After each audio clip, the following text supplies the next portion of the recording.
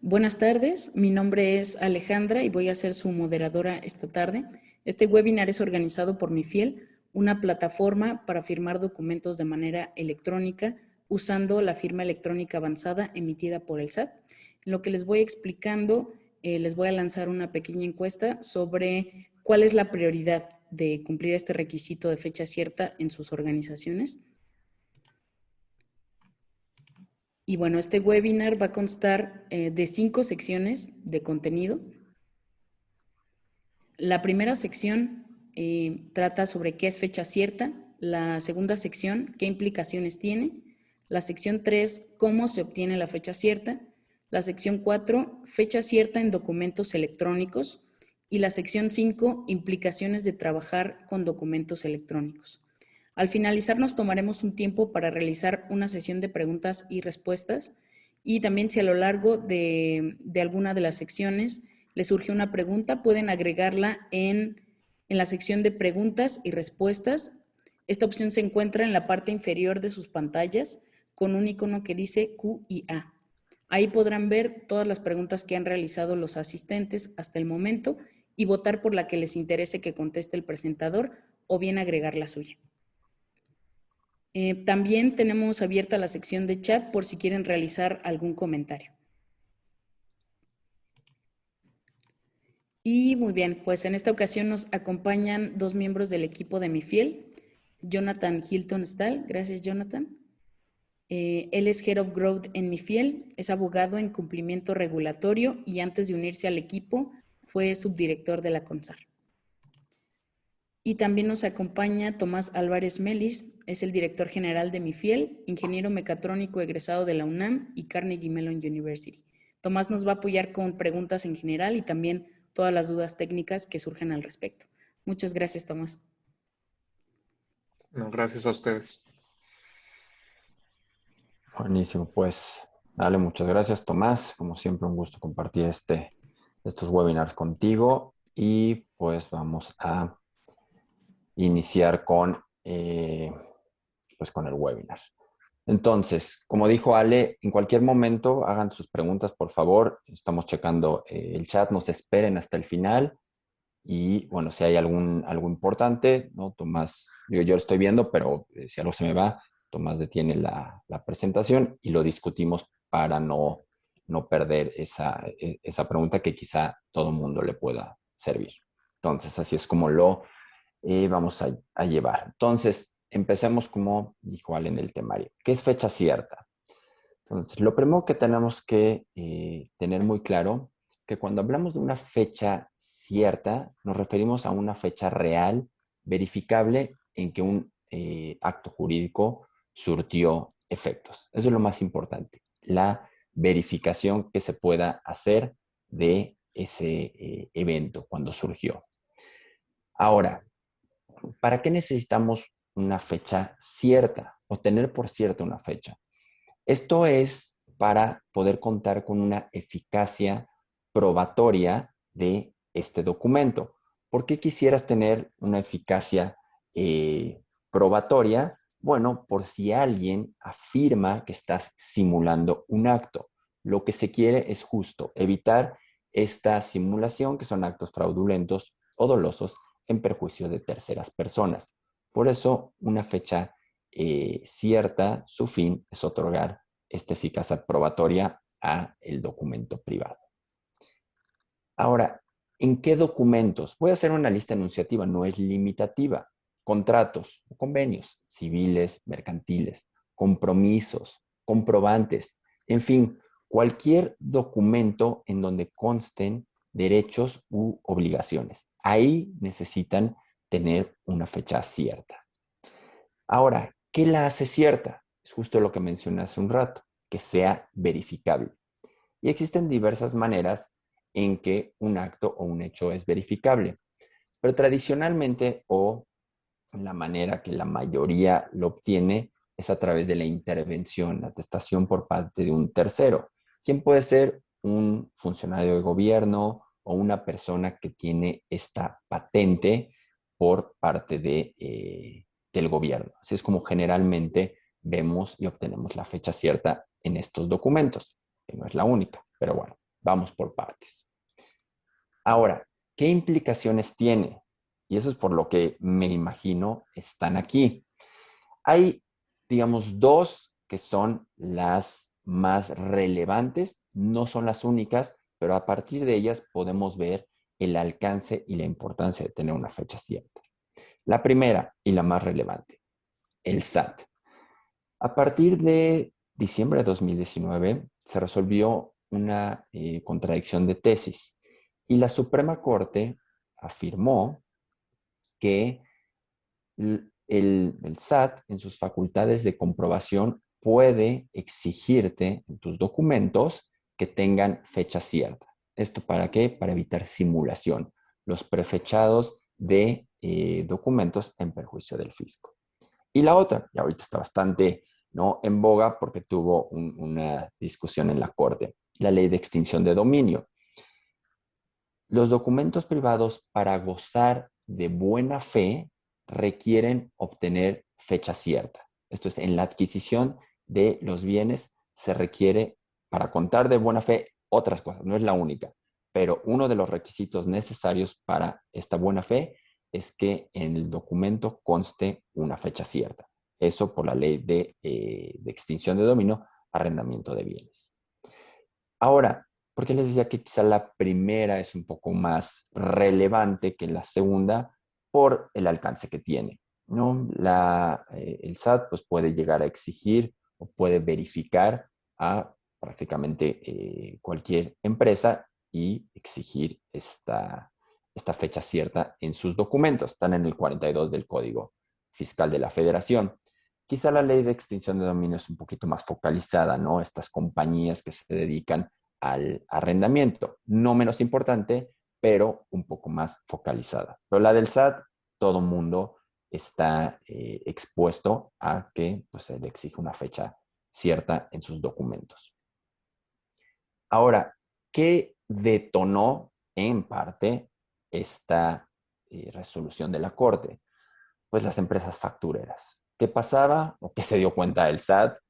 Que pues cuando iba a verificar, ¿no?, y checar, a ver, me estás tratando de deducir todas estas facturas, bueno, ¿dónde está el contrato? Y en ese momento, pues las empresas empezaban a hacer el contrato. ¿Y qué fecha le ponían? Pues la que coincidía con el evento que necesitaban, con la factura. Entonces, eso, ¿y cómo lo hacían? Pues de manera autógrafa. Eso era una simulación, en parte, no eran todos, pero pues, el SAT se dio cuenta que eran pues, actos simulados y a partir de eso es que la Corte dijo, pues necesito que la fecha sea cierta. Si tú puedes tener ahí, ¿no?, hacer el contrato y ahí aparece una fecha, pero eso no lo entiendo yo como una fecha cierta. Entonces aquí la pregunta, bueno, pues ¿cómo la obtienes? Ya sé que es una fecha cierta, verificable, y que eso me da otorga una eficacia probatoria. Pero ahora, ¿cómo la obtengo? Y aquí vamos a empezar con documentos físicos. Entonces, en el Código Civil, en este artículo, en 234, se establece que tratándose de documentos privados se obtiene de tres maneras. Si se inscribe en un registro público, la muerte de uno de los firmantes, o que se entregue a un funcionario público por razón de su oficio. Entonces, aquí tenemos estos tres escenarios de fecha cierta, documento privado. ¿Cómo se obtiene? Inscripción, muerte o entrega a un funcionario público. Pero yo les acabo de hablar que la Corte analizó y emitió una sentencia de justo este tema. ¿Y qué dijo la Corte? Muy similar. Inscripción en el registro público, muerte de uno de los firmantes o presentación ante un fedatario público, ¿no?, un notario, un corredor, para esta atestación. Ahora, ¿qué tan viable, qué tan factible es cada uno de estos escenarios? El primero, la inscripción en el registro público, pues no aplica en la gran mayoría de los casos. Entonces, pues si bien se puede utilizar, ¿no?, se utiliza en algunos supuestos, no es en la mayoría. Muerte de uno de los firmantes, pues mucho menos. De hecho, pues, digo, es raro este supuesto, pero consideremos que es el menos aplicable. ¿Cuál es el que se recurre mucho más y pues se utiliza, ¿no? Y es presentación ante un notario, llevas tu contrato, tu documento para que lo protocolice, ¿no? Un notario, un corredor. Entonces, esta es la opción más viable. Ahora, en esa viabilidad, no estoy diciendo que es la mejor opción. ¿Por qué? Porque seguramente saben y padecen de ciertas cuestiones de llevar el documento ante el notario, tiempo, costos, en fin, una serie de inconvenientes que se tiene al seguir esta opción para obtener fecha cierta en un documento físico. Pero esa no es la única manera. Y es justo por lo que llevamos a cabo este webinar y la opción que consideramos es la mejor, ¿no? En sentido de viabilidad y pues efectividad para ustedes. Entonces, los documentos electrónicos, ya pasamos al plano electrónico, tienen otra vía para obtener fecha cierta. Y justo es lo que vamos a analizar en la siguiente sección. No sé, creo que las preguntas ya se han respondido. Creo que ahorita no tenemos ninguna pregunta. No, podemos Entonces, seguir, Jonathan. podemos seguir. Gracias. Entonces, de todos modos, si hay alguna, por favor, váyanla poniendo y la atendemos. Entonces, la siguiente sección. En documentos electrónicos, ¿cómo obtengo una fecha cierta? Analicemos este escenario. La sentencia, como les dije, de la Corte habló de documentos físicos. ¿Y dónde se regula pues, todos los aspectos de los documentos electrónicos? En el Código de Comercio. Y en el artículo 49, en el segundo párrafo, para mantenerlos, conservarlos, acuérdense que se tienen que conservar durante 10 años, se establece un proceso mediante el cual se puede conservar inalterado, íntegro, estos mensajes de datos, estos documentos. Entonces, ahí es donde se establece para medios electrónicos la conservación de documentos que vamos a ver nos da una fecha cierta. Ahora, para jugar un poquito hacer una analogía, ¿cómo debemos entender? Es en los documentos electrónicos se presentan ante una ventanilla virtual, ¿no? La ventanilla que utilizamos físico, pues quizás es en un juzgado o en una oficina de gobierno cuando vas y te sellan. Aquí es digital y el mismo sello también es en un medio digital ante la fecha de presentación. Entonces, esto es en documentos de nueva cuenta electrónicos. Ahora, ese sello digital, ¿cómo se entiende? Bueno, se entiende como una constancia de conservación. Ese mismo artículo 49, segundo párrafo, menciona que para obtenerla se debe seguir el proceso establecido en una norma oficial mexicana. ¿Cuál es esa norma oficial? Es el 151. La norma oficial, perdón, 151. Y ahí se describe el proceso mediante el cual un tercero autorizado, que son los prestadores de servicio de certificación, la ventanilla virtual en esta analogía, sella digitalmente ese documento. Se le emite una constancia de conservación. Todo conforme a ese segundo párrafo del artículo 49 del Código de Comercio. Ahora, al obtener una constancia de conservación de esta manera, ¿qué beneficios tienen? ¿O qué implicaciones? Bueno, garantiza, uno, esta fecha determinada, esta fecha cierta, ¿no? Estampa el sello con una estampa de tiempo para obtener esa fecha cierta. Y que su contenido, a partir de ese momento, permanece íntegro e inalterable. Entonces, una constancia de conservación nos da esta presunción de integridad del documento cuando una vez que nace o la primera vez que nace en su forma definitiva. Ahí es donde necesitamos tener esa seguridad de la fecha y eso a través de la constancia de conservación se obtiene.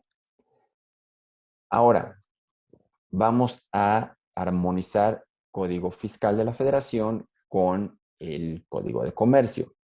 El Código de Comercio, como les dije, es donde están pues, todas las disposiciones de documentos electrónicos y vamos a interpretarlas en concordancia con el Código Fiscal. El Código Fiscal en su reglamento, en el 34, establece que la conservación de documentos electrónicos deberá cumplir con la NOM correspondiente. En este caso, la NOM a la cual hace referencia el reglamento del Código Fiscal y del Código de Comercio es la misma, es la norma oficial 151. Entonces, en conservación de estos mensajes de datos, documentos electrónicos, materia fiscal, es la norma oficial mexicana, la 151, misma que se menciona en el Código de Comercio. Y pues ahí es donde se requiere la constancia de conservación. Ahora, este tema fue analizado por la PRODECON, este cuaderno de estudio. ¿Y qué nos dijo? Que cuando un contribuyente acompañe a este documento electrónico privado la constancia, ¿no?, la conservación, ello debe ser valorado por la autoridad fiscal cuando realice estas facultades de comprobación, ya que con tal constancia se permite demostrar la fecha cierta en el que el documento fue firmado. Es decir, en el momento, como dice el Código de Comercio, que surge por primera vez en su forma definitiva. Entonces, la PRODECON dijo o afirmó que la constancia de conservación es una manera para obtener fecha cierta en documentos electrónicos. Y al hablar de documentos electrónicos, pero antes de eso, nada más menciono o visualicemos pues los pasos, ¿no? Para comparar documentos físicos, se firma autógrafa, se estampa, ¿no?, en el juzgado o en el registro, un registro público, y el funcionario lo firma y pues ya tienes tu sello con la fecha cierta. Documentos electrónicos, firmado electrónicamente, que ahorita vamos a ver qué implica eso. El prestador de servicios de certificación autorizado para ello estampa la fecha y hora en el documento, lo firma y pues ya obtienes esa constancia de conservación en un documento electrónico. Ahora, implicaciones de trabajar con documentos electrónicos. Bueno, la primera de ellas, y quizá pues la más obvia, es que implican firmas electrónicas. Aquí no hay manera de hacer una firma autógrafa. Por lo tanto, todos los documentos necesariamente tienen que ser firmados electrónicamente. ¿Y dónde están esos lineamientos? Pues de nueva cuenta en el Código de Comercio. En México existen dos tipos de firmas electrónicas, la simple y la avanzada o fiable, ¿no? Esos son los únicos dos tipos de firmas electrónicas que existen. Y cada uno de ellos tiene, pues, consecuencias que veremos eh, en esta tabla. Entonces, ¿por qué pongo las presunciones arriba? Porque al final lo que importa es si el documento es peleado, se desconoce el documento, la firma, entonces, ¿qué opciones tienes? ¿En qué situación te encuentras? Veamos cada escenario. Firma autógrafa. ¿Tiene presunción de integridad? Es decir, esa fecha cierta. No. ¿Por qué? Pues porque no podemos firmar entre nosotros un documento, lo prefechamos y pues como un tercero podría estar seguro, puede verificar que en ese momento nació en su forma definitiva, no se puede. Atribución, es decir, que las partes que firmaron, se les puede atribuir todas las consecuencias jurídicas, tampoco es posible directamente, ¿no? Hay que realizar una serie de periciales, si es que lo desconocen, para determinar que el grafo corresponde a la persona, en fin, sabrán a qué me refiero. Y este no repudio no goza de ello, es decir, se puede desconocer libremente. La simple mejora. Aquí no hay nada de grafos, ¿no? Aquí estamos en otro tipo, en firmas digitales. Entonces, presunción de integridad, sí, siempre y cuando se le acompañe una constancia de conservación. Atribución, sí, y dependiendo del tipo de firma simple, se puede tener mayores elementos para efectivamente determinar que las personas que plasmaron ahí su firma se les puede atribuir todas las consecuencias. No repudio no tiene, y ahorita voy a explicarles el no repudio. Y la firma electrónica avanzada, sí, integridad, constancia de conservación, sí tiene presunción de atribución y goza de un no repudio. ¿Qué significa no repudio? Que tienes presunción de autoría, de integridad y que la firma corresponde exclusivamente al firmante. En palabras más sencillas y caso concreto, vas a un juicio o demandas a una persona y dice, yo no firmé ese documento. Vas con firma electrónica avanzada y la persona no puede desconocerlo. ¿Y a qué me refiero con no puede desconocerlo? Si él dice, yo no firmé ahí, a él, a tu contraparte, le corresponde probar que efectivamente no lo hizo. Tú, mostrando el documento plasmada, una firma electrónica avanzada, tu constancia de conservación, cubres con todos los requisitos. Si la parte dice yo no firmé ahí, a ellos, no a ti, les corresponde probarlo. ¿Y qué creen? Que una firma electrónica avanzada, estamos en planos, en un plano, un escenario técnico, objetivo, aquí nuestra interpretación, nuestra valoración.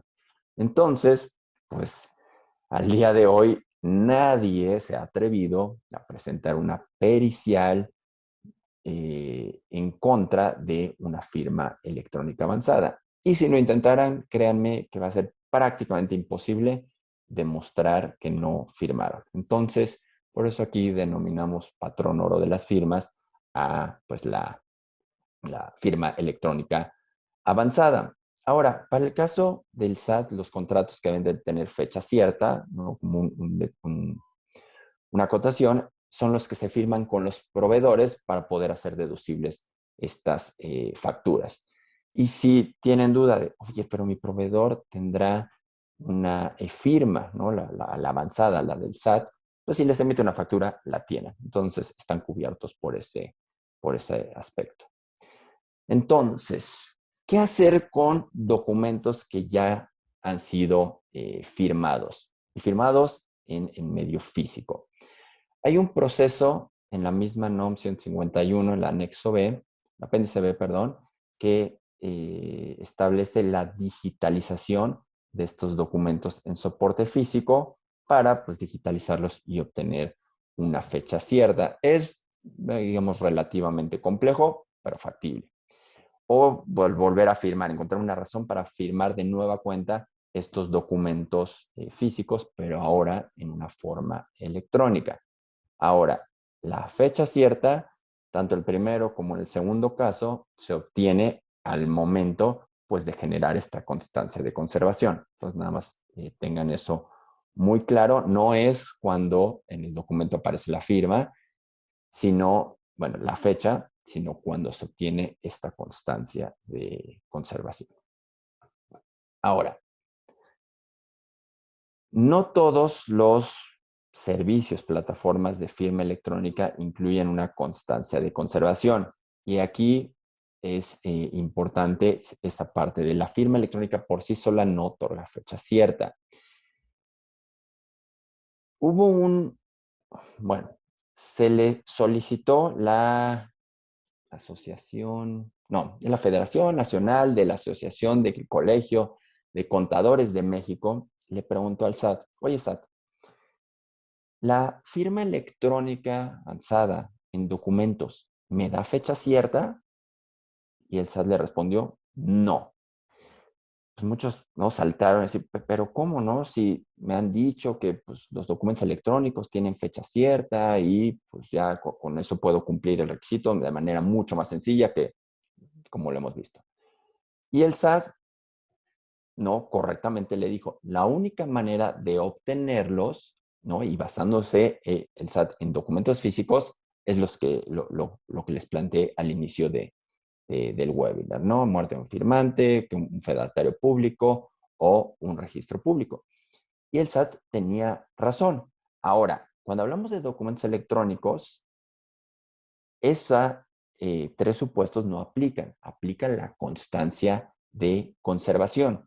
Pero es más, la firma electrónica no implica un proceso mediante el cual se pueda obtener este sellado digital verificable, esta estampa de tiempo. Para ello, hay que seguir el proceso de la NOM 151. Por eso, una cosa es cuando firmas el documento, la atribución, y otra cosa es la constancia de conservación que te da la integridad y la fecha cierta. Por eso, las plataformas de firma electrónica deben, además de permitirte que hagas la firma, obtener una constancia de conservación para que así estés cubierto con todas estas presunciones. Entonces, mucho cuidado cuando solo se requiera la firma, porque eso va a atribución, pero no a fecha cierta ni a integridad. Entonces, esa es la aclaración que deben o es lo que deben tener en mente cuando firmen digitalmente.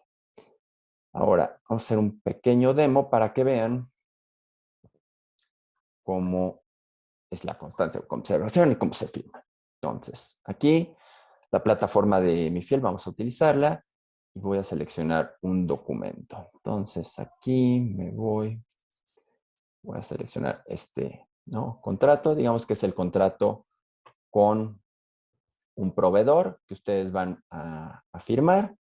Entonces, aquí le van a continuar el contrato y vamos a añadir un firmante. Entonces, aquí voy a invitar a Tomás.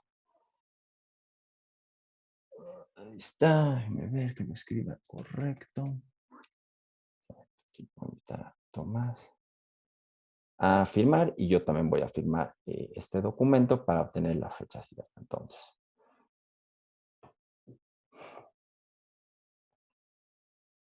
perfecto. Entonces, ahorita Tomás lo va a firmar, él va a ser mi proveedor y ¿no? Yo también voy a firmar el contrato. Entonces, aquí, el documento. Recuerden, una firma electrónica avanzada, tenemos todo un webinar de ello, pero son el par de llaves, ¿no? La llave pública, que digamos que está incorporada en tu certificado. Aquí estamos hablando de la e-firma, la del SAT, y tu llave privada con tu contraseña. Entonces, está el certificado y aquí voy a seleccionar mi llave privada y aquí, déjame poner, ahí está.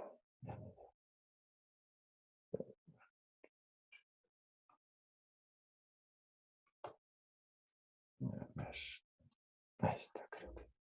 Okay. Y firmo el documento.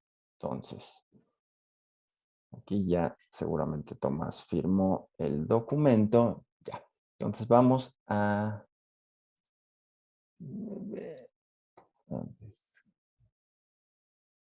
descargar el documento firmado. Me dicen si... ¿Ahí se puede ver el documento? Sí. Sí, sí se puede ver, perfecto. Okay, entonces el documento está íntegro, no se hizo ningún cambio. Y aquí, déjenme acercar para que vean bien. Aquí está la parte importante. La primera, que es la constancia de conservación, conforme a la norma oficial mexicana 151.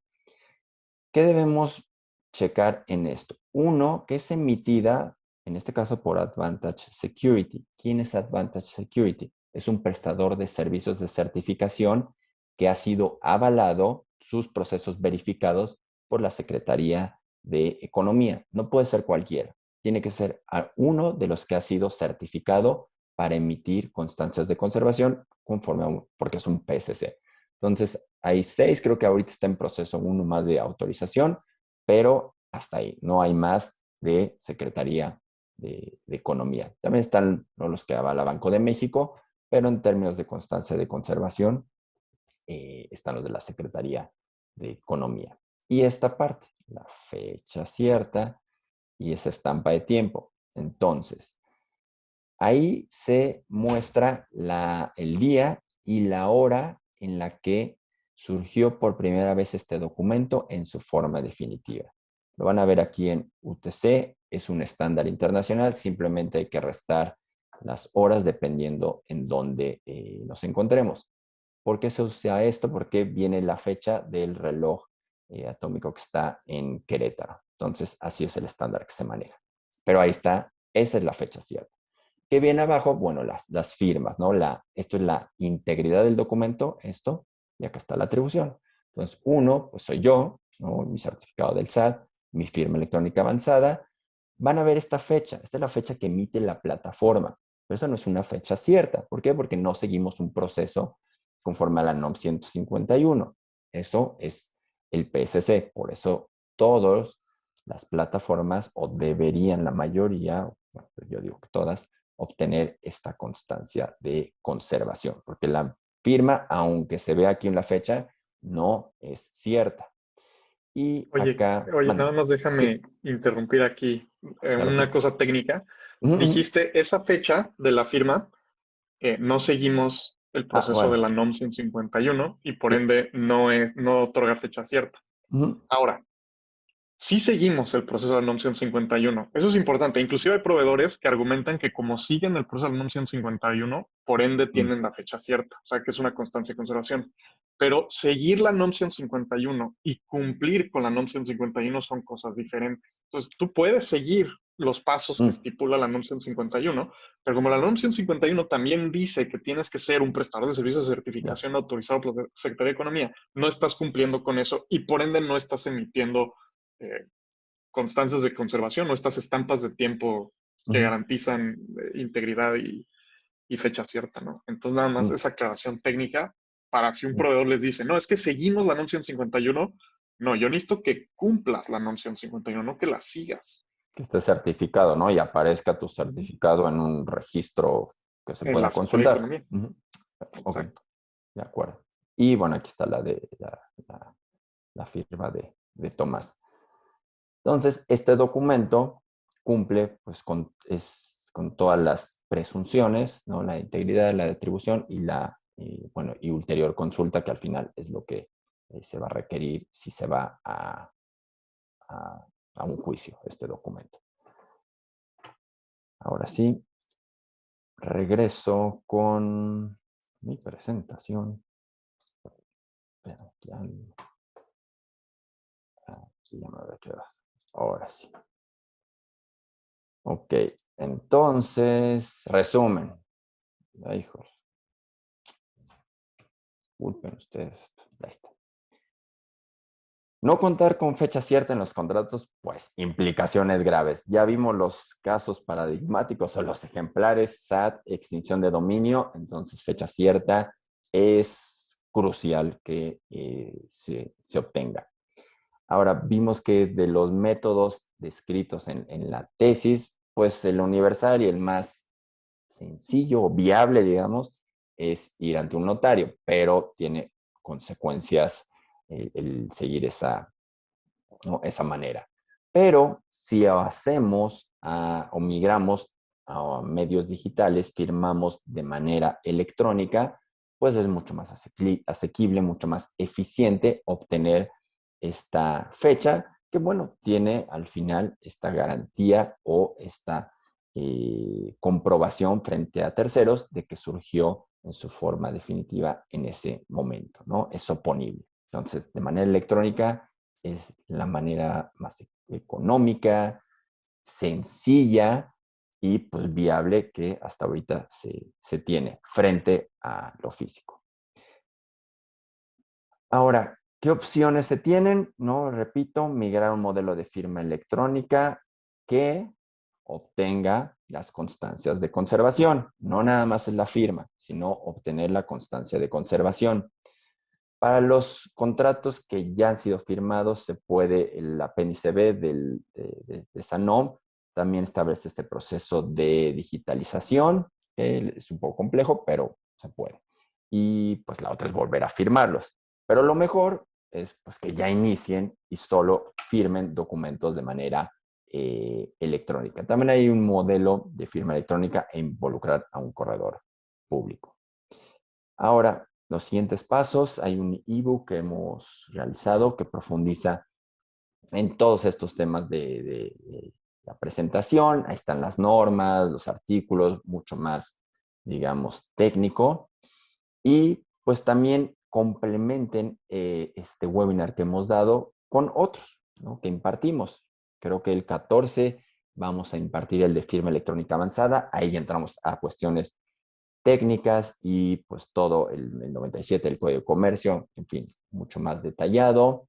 Presentar documentos también electrónicos en juicio, ¿cómo hacerlo? Es una pregunta que seguramente tienen. Les puedo adelantar, no es complicado, es mucho más sencillo que hacerlo pues, con documentos físicos. Y bueno, esta fecha cierta lo damos constantemente por si requieren repasar o no quedó claro o no podemos atender cualquiera de sus preguntas. Y por favor, si les interesa, quieren, ¿no?, necesitan más información, una asesoría, ¿no?, frente a frente con una persona del equipo, mándenos un correo y organizamos una reunión para atender este y cualquier otra inquietud que tengan relacionada con pues, todo el proceso de una firma electrónica de documentos. No olviden consultar nuestro blog, ¿no? Hemos escrito, no sé, muchísimos artículos de todos los temas que se imaginen que tienen que ver con estos procesos. Entonces, por favor, verifíquenlo, nuestro sitio web, y bueno, ahí está el correo para una reunión con cualquiera de nosotros para atender sus preguntas. Entonces, pues con eso llegamos Al al fin. final y... Muchas gracias, Jonathan. Antes de que vayamos con las preguntas, voy Ujú. a enviar una pequeña encuesta sobre, uno, cuáles son sus próximos pasos a partir de este webinar y, bueno, qué otros temas les gustaría conocer a detalle después de esta sesión. Esto lo tomamos muy en cuenta justo para los webinars, los contenidos que publicamos en nuestro blog también. Entonces es muy importante conocer cuál es su opinión al respecto. Como les comentó Jonathan, vamos a tener un próximo webinar que se llama Entendiendo la firma electrónica avanzada, que justo van a ser temas técnicos y legales sobre la firma electrónica, todas las dudas que tengan. Entonces los invitamos, les voy a compartir por el chat el enlace donde pueden registrarse. Es el 14 de julio a las 6 p.m., igual a esta misma hora. Y bueno, ahora sí ya podemos continuar con la pregunta de Karina Alfaro. Nos preguntó, nosotros utilizamos la plataforma con nuestros clientes y tenemos paquetes, pero la constancia de conservación se contrata aparte. Ahí, No. Karina, no te tienes que preocupar. Ustedes están cumpliendo desde que empezaron a usar Mi Fiel, tienen constancias de conservación. Todos los documentos que se firman en Mi Fiel incluyen una constancia. Entonces, ustedes pues están cubiertos. Ok. Mira, creo que no hay más preguntas. Creo que no. Sorprendente, nunca había pasado eso. Creo que no hay Hemos más sido, preguntas. quizá fui demasiado claro, que no creo que vaya por ahí, pero... Todavía pues, tienen una oportunidad de preguntarnos las dudas que tengan.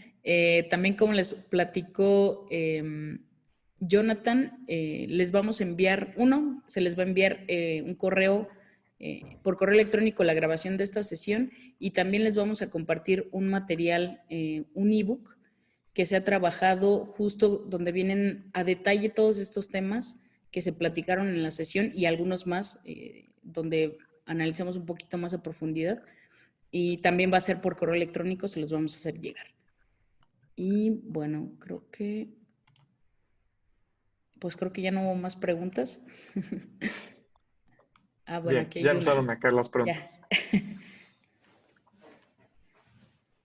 ¿Puedo firmar mis contratos con proveedores a través de su plataforma o mis proveedores deben enviarme la invitación para mi firma? Pues va a depender. Si tu proveedor tiene contratada una plataforma de firma, ya sea Mi Fiel o otra, pues ellos te hacen llegar la invitación. Si tú contratas la plataforma, entonces tú les haces llegar la invitación a ellos, ¿no? Generalmente las plataformas de firma electrónica funcionan en un esquema como el que llama paga. El que manda el contrato es el que tiene contratada la plataforma. Okay.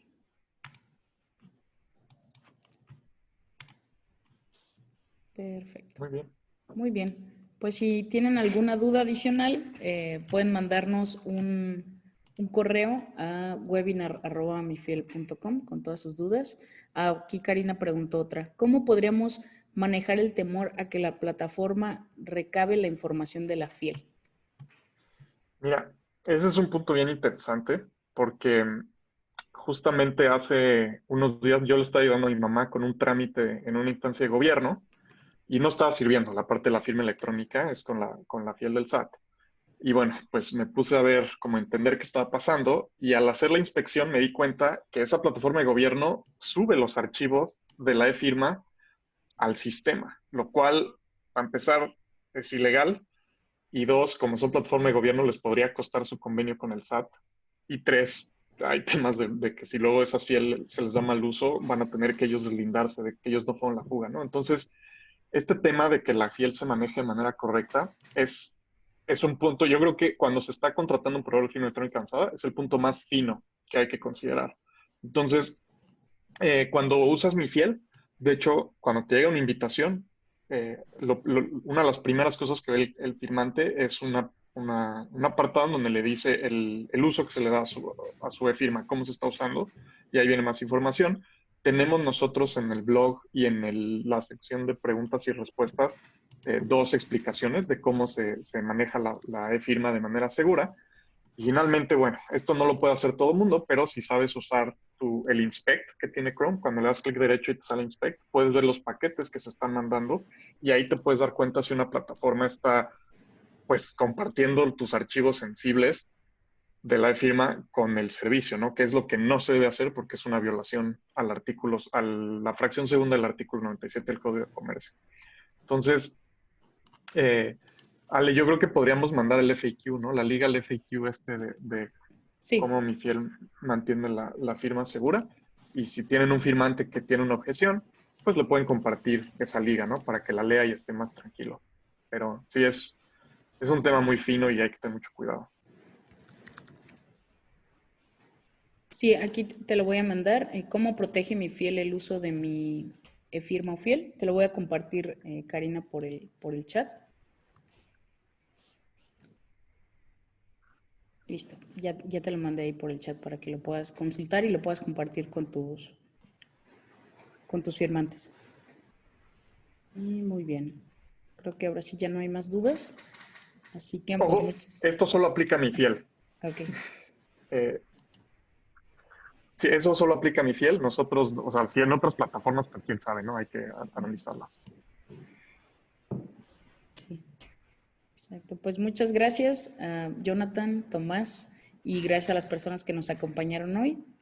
Y esperemos verlos en la próxima sesión del webinar. Muchas gracias. Gracias, Ale. Gracias a todos. Buenas tardes, noches. Gracias. Gracias. Bye, bye.